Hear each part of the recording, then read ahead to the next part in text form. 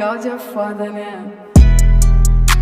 Benny Johnson, journalist for Turning Point USA, had a practical joke giving out free water bottles from East Palestine, shortly turned into exposing deep, politically motivated cruelty from a whistleblower. He's a 25-year veteran of the Department of Transportation. Because he was doing this in front of the Department of Transportation. He put out a 10-minute video that you can go and find on Twitter by Benny Johnson, where a federal employee of the Department of Transportation walks up to his free water bottle stand and exposes some harsh realities about what goes on at the Department of Transportation. Free water from East Palestine?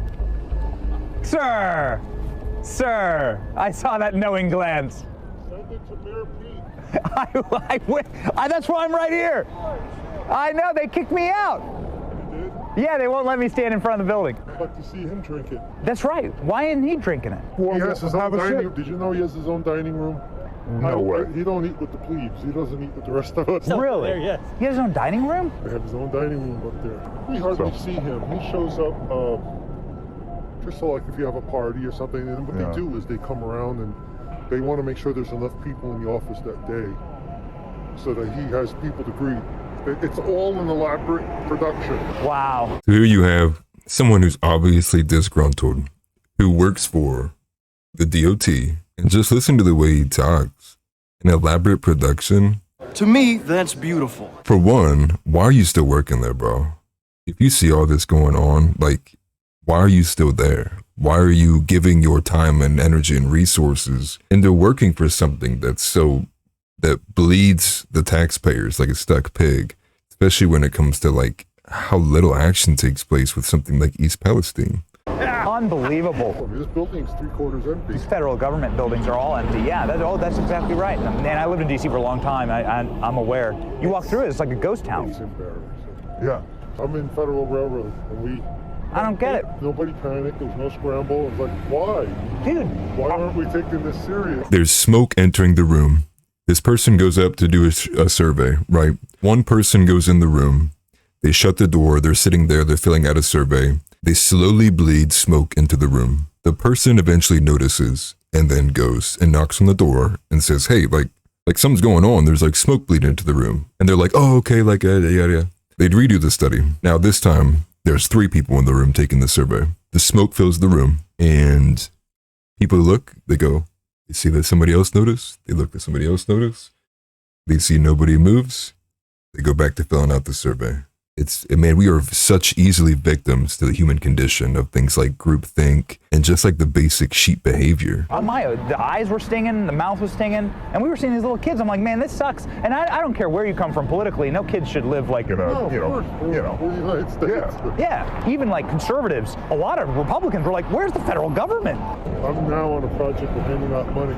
Yeah. We're supposed to be subjective or objective. Mm-hmm. They'll step in. Well, we want this project because it's a blue state.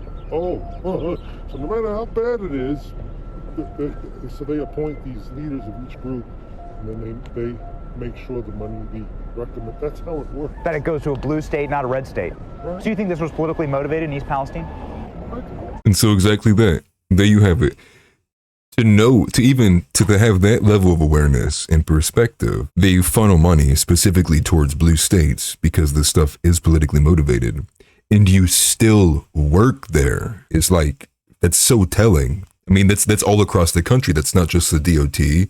That's not just like a one-off instance. We see this all the time with whistleblowers. Why did it take someone having to go in and put a camera in front of your face and have like some kind of like joke or something? Why are you not stepping out and saying this stuff regardless? It's upsetting. I mean, it's deeply upsetting because this is the entire reason why thousands of people will be afflicted and affected from whatever happened in East Palestine. You just let it go by the wayside because you're too much of a coward. You're too scared. No. The worst is yet to come. Right away, they're quick to blame the railroad. The railroad did everything right. The railroad asked permission. It's the government that told them to blow it up. I don't know if you know this, but years ago, they made a big fuss about trains carrying these chemicals that go through these urban areas. Okay. now they reroute them through all these little towns. Oh A man. lot of people, the press doesn't bring any of this up, but I was here 20 years, I know this. They made it a point to reroute these trains. Imagine working for a company that specifically knows that there are issues with the safety of the transportation of extremely hazardous and dangerous materials. So their option was, instead of running these trains through metropolitan areas, just run them through small towns. Because at least when it blows up and kills people, it'll be less people. At least it won't be in the cities. At least it'll be the red areas that get affected, you know? I mean, even on the front end, right? If you're just basing it on like utilitarianism judgment, like less people. The point is that you're not taking the right steps to reduce the amount of spillage and hazardous material being exposed to people in the public. You're just making sure it happens and is exposed to less people. In no way actually attacking the problem in and of itself, just making sure that the people affected by the issue are less, and specific kinds of people. Disgusting. So all these little towns get shafted. They shaft these little towns. These trains go rolling through, and yet they kill pipelines. More stuff probably comes off the railroads than pipelines. Yeah, dude. Railroads. And the pipelines go through nothing. You know, they don't go through town. I'll tell you this, and you didn't hear this from me. Okay. Within the office, they're saying derailments are down 15% since COVID, but we know the derailments are up. They're trying to paint that picture so as not to bring the harsh light. If you normalize it for there were less railroads running during COVID, but they're just looking at the total. There were fewer freight trains running because of supply issues. Yeah. So why do you work for these people, man? Why? Is it just me? Like, am I the only one sitting here like, do you not say anything until now? Trying to say, hey, the derailments are down, don't look at us, but actually, we think the derailments are up. Because they're going off the COVID numbers. Correct. Of like lower less miles, trains, but yeah, if you of course. normalize that, actually, the number per mile was up. That's crazy. And then Pete was saying, oh, it didn't have the brakes. Trump killed this brake rule. The brake rule would not have been applicable here. Everybody has said that. So it's political. Well, So it's political, and now they're just trying to cover their asses. Wow.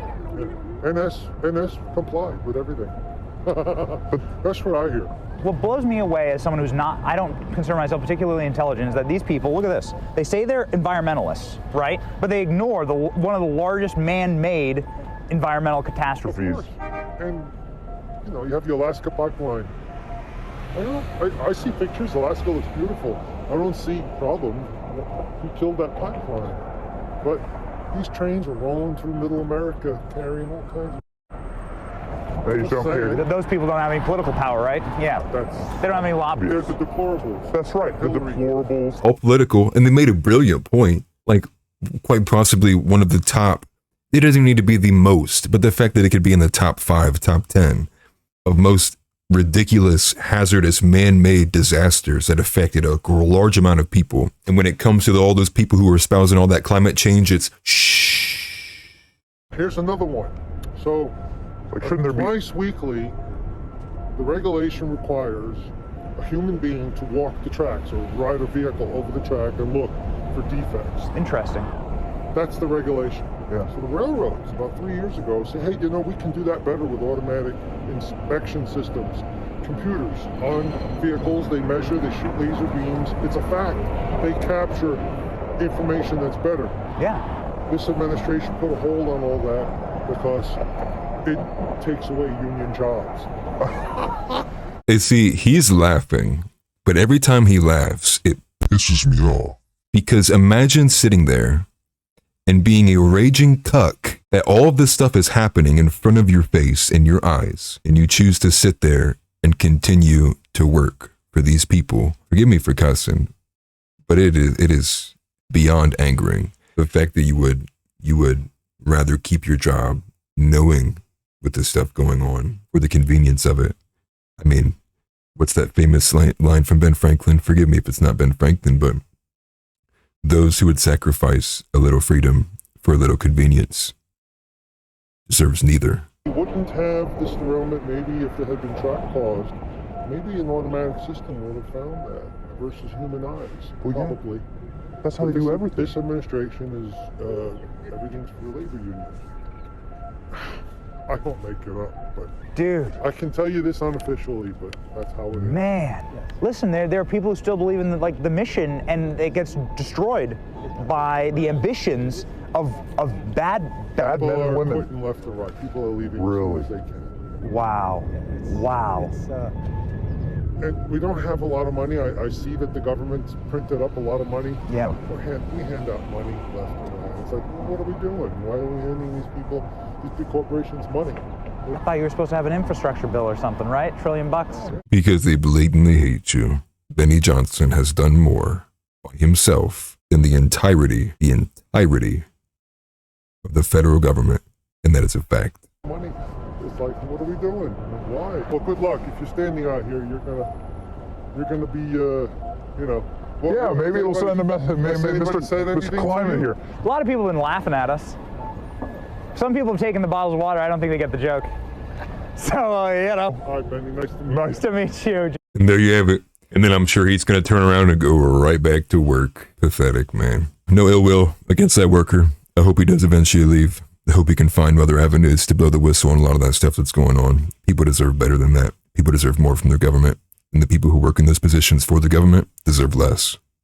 Anyways, short one. Peace.